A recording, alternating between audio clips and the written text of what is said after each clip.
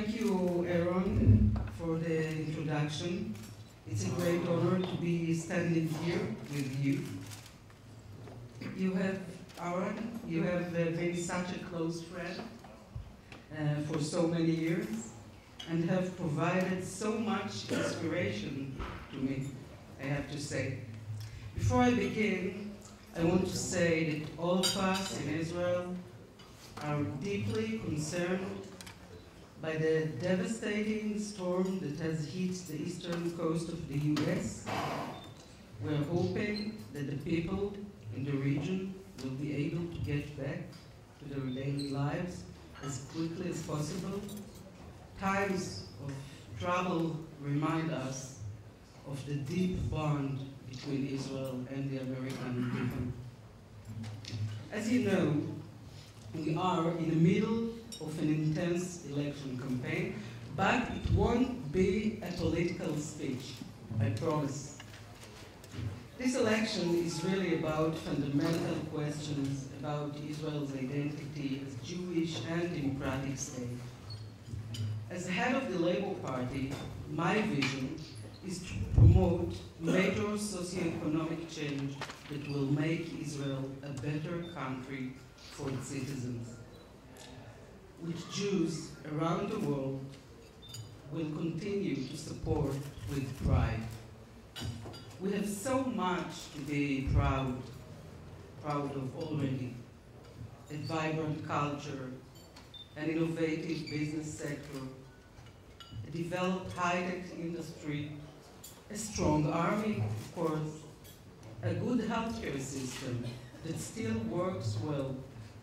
Of course, we face great challenges, such as the deadlock in the peace process, as you know, and preventing Iran from getting nuclear weapons. These are just some of the major issues we face. But let's begin by talking about our relationship with the diaspora Jew. On this front, we have some good news this year.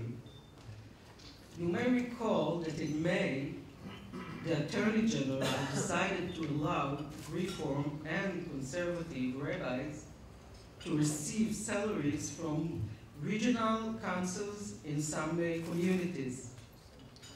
I have great respect for Orthodox Judaism, yet I also believe that the state of Israel must allow expression for all streams of Judaism.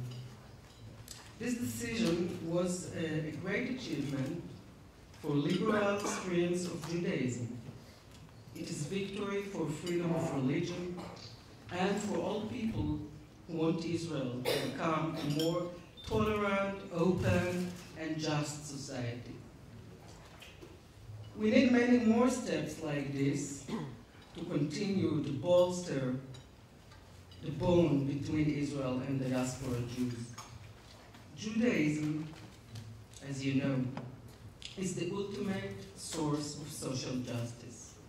The concept of tikkun olam, repairing the world, and tzedakah, charity, are at the heart of our cultural and religious heritage. Tzedakah is important, but tzedek, justice, is even more important than tzedakah. A country with real tzedek, justice, will not need a lot of tzedakah. My vision for social justice in Israel begins with an agenda for comprehensive reform of our economic policy. Despite our achievements, Israel's economy has some serious problems. Too many Israelis live in a world that has nothing to do with the startup nation. We have a small group of wealthy families who control a huge piece of our economy. Israel's poverty rate is among the worst of the OECD's member states. 1 in 5 Israelis are poor, and income inequality in Israel is among the worst in the OECD. An Israeli CEO can earn 1 million shekels a month, while his office cleaner takes home 20 shekels an hour, and we cannot tolerate this. Not in Israel. Because in Israel, the CEO's child and the cleaner's child will both go to serve in the same army. And our security doesn't only come from sophisticated weapon systems, it comes from education, the excellence of our soldiers, and their feeling of mutual responsibility. This solidarity will be damaged if we don't make Israel a more just place.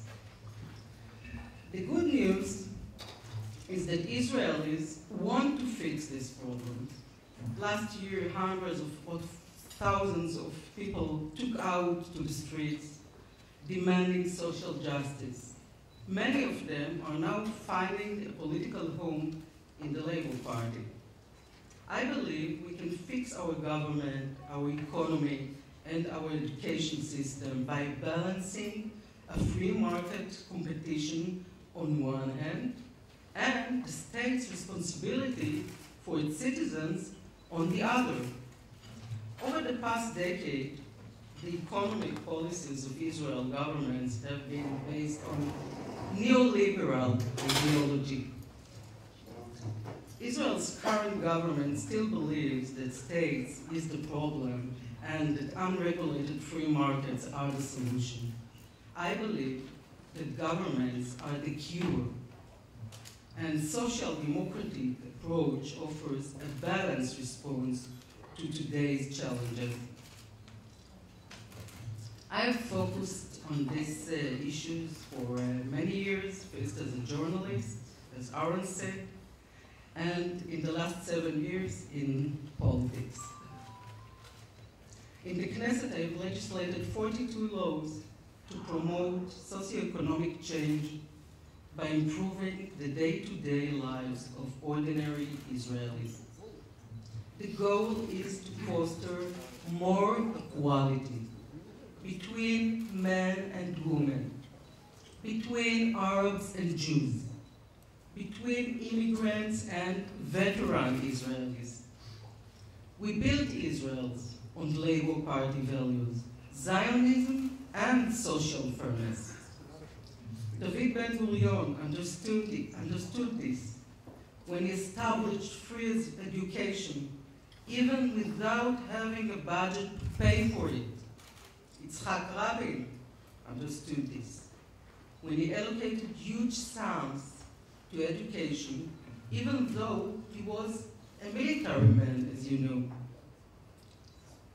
My parents were Holocaust survivors. They lost their entire families. When my father, Moshe, came to Israel, he became a construction worker. He loved his work, and he was proud to support our family with dignity.